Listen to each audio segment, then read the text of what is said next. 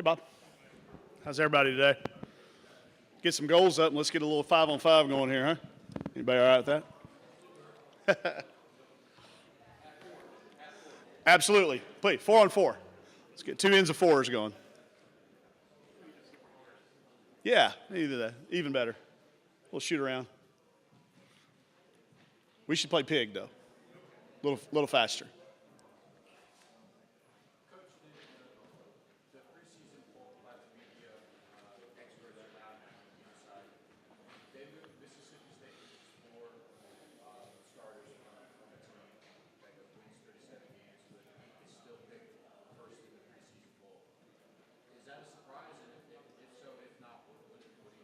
I'm going to pick them first when our coaches poll comes out. I think you look at who they had that played in those backup roles. You had Anriel Howard.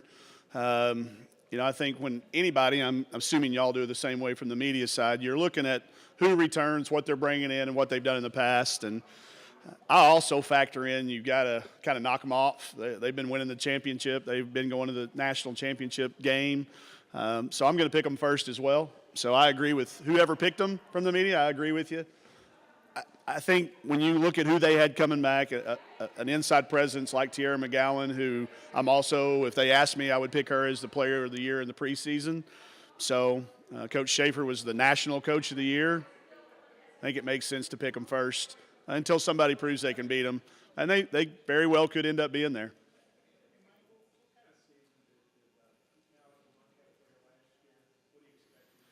She had an all-SEC season by all accounts. We just didn't win enough games as a team for her to earn that honor. I think we embrace that and we know that. But that's a kid, if you look up at what she did, that's an all-SEC caliber season. Maybe in a year when there were a lot of other good players that were equally as deserving or more deserving. But if you really go back and look at her career stats through 2 years going into what we were asking her to do as a junior, that's to me where the impressiveness lies. You look at what she had done, a freshman as a sophomore, but then you look at the load that we put on her as a junior. In classification, her academic standards put her in as a junior, but she was a freshman. Everybody on our roster was a freshman last year because every word I said was new to them. Every word Coach Todd and Lacey and Pauline, our staff, said to them was brand new. So for Mal to embrace that and then tackle that as a freshman, that's why I say I think she had an all-SEC season. She's our most improved player. She's our most improved player, which is hard to say about somebody that could have argued being one of our best players last year. She was in the gym all summer long, whether it was at our place or down at North Little Rock High School. She worked at it. She's got very high aspirations of continuing to play basketball after she does graduate. We're going to place the ball in her hands and expectations, even more expectations than what we did last year to lead us. She's the key to us being able to play fast and still be able to function. We're at best when she's pushing the tempo. We went to Italy this summer. They have a 24-second shot clock when you play FIBA, and we have 10 clips of her on a made basket by the other team laying it in on the other end with 21 seconds on the shot clock. That's 3 seconds. That means we had a great outlet pass, and she put it up the floor. So I'm going to expect even more. Her expectations of herself are even higher. And I hope that we're able to win enough games as a team that she could be recognized as one of our all-SEC players. Well, her shot's better. Her percentages are going to go up. Last year she had to take some tough shots for us to be able to get a shot. She'll be able to eliminate those. She doesn't have to take bad shots this year. So I think you'll see her productivity go up. She may not average more points, but she'll shoot a better percentage. And I think you'll also see her assist numbers go up. We'll make more shots. She would make the proper decision in an action, in transition, get it to the right person, and we just wouldn't make the shot enough for that to equal an assist.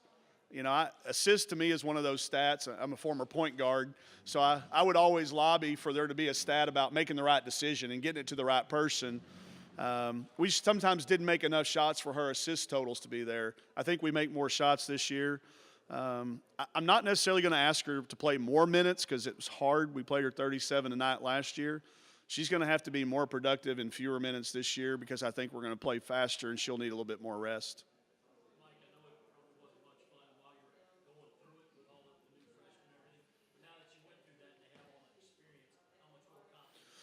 Very confident. It was actually fun. I'm not one of these guys that's gonna. It was fun. They showed up to practice every single day. Um, the losing part stinks because of the way our bodies are made, the hormones that are released when you lose, and the way people sometimes treat you differently. You know, my friends would say, I gave you a 2-day cooling off period. I need you to call me when we lose. Don't wait.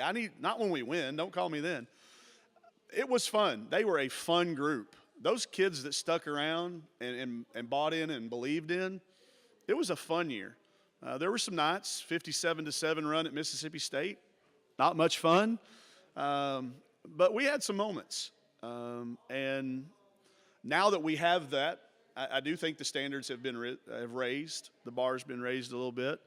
But I think that you have to sometimes go through those things when you are where we were. And our group was very realistic. You know, we got picked last year unanimously by the coach. I had some coaching friends tell me, I didn't pick you last. And then I saw the polls, and I was like, yeah, you did. We were unanimous. You know, just don't lie to me. I get it. It was a fun year.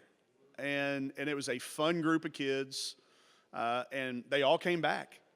In today's world of transfer and find something different, every one of these kids came back. We only missed 6 practices last year.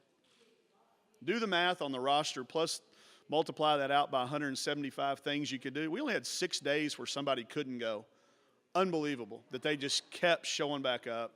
And I think you take that now and you build it into being a little bit better. We make a few more shots, a little bit more competitive.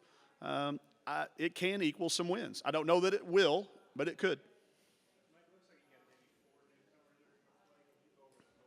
Sure. I'll kind of go in order that they showed up on campus. Chelsea Dungy was the first player that transferred over from the University of Oklahoma, was with us all year last year, a big-time scorer. In our off year, the red shirt year, we would play games. We called it game after the game. Those kids that were red shirt and we'd play. She averaged almost 30 points a game doing that. It's a kid that's a USA basketball gold medalist, very experienced, and can play a lot of positions on the floor for us. Then you bring in Atiana Galden, transferred from Florida State. A reason that Mal may only have to play 30 to 32 minutes a night because we've got a quality backup there. And a kid that we can play together some. And we call her IT. And although her name is Atiana, we go with the IT. Explosive with the ball, almost as fast as Mal, equally as good at getting it to the rim. Then we got an Arkansas kid to come home. Was going to go to Ole Miss. When they went through a coaching change, we got Alexis Tolfree to come in. Averaged a point per minute on our trip to Italy. You will remember Al Dillard. She's Al Dillard. This kid has unlimited range and incredible confidence. And I was just discussing it with Mal back there. Mal's mad at me because I said we have somebody that's almost as fast as she is with the ball, and that's Alexis Tolfree. Then we bring in Rokia Dombia, our only freshman that's eligible to play right now, a kid from Mali that's been in the States playing at IMG in a couple of prep schools, the most mature freshman I've ever had. So thankful to be a part of playing basketball in the SEC, and athletically is ready to play. And now we've just got to do a really good job of coaching her, telling her what we want, because she is a pleaser. She wants to do everything we ask her to do. We got to make sure we're telling her the right things to do.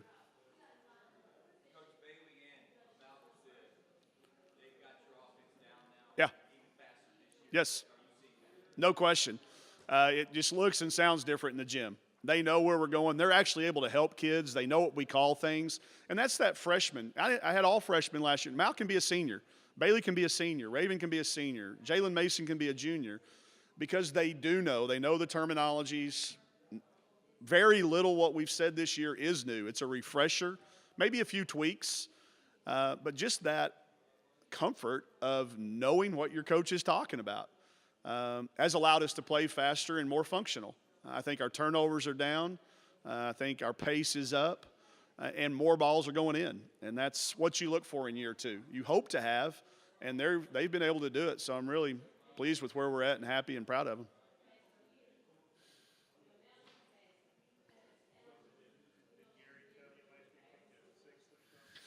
No, he didn't tell me what number, but it was, I didn't pick you last. Yeah. And I've got a lot of friends that I get why they did it. But I'd just rather people tell me, hey, that's where we picked you. But Coach Blair was one of them that didn't think we would finish there. So, and we didn't, we didn't finish there. So.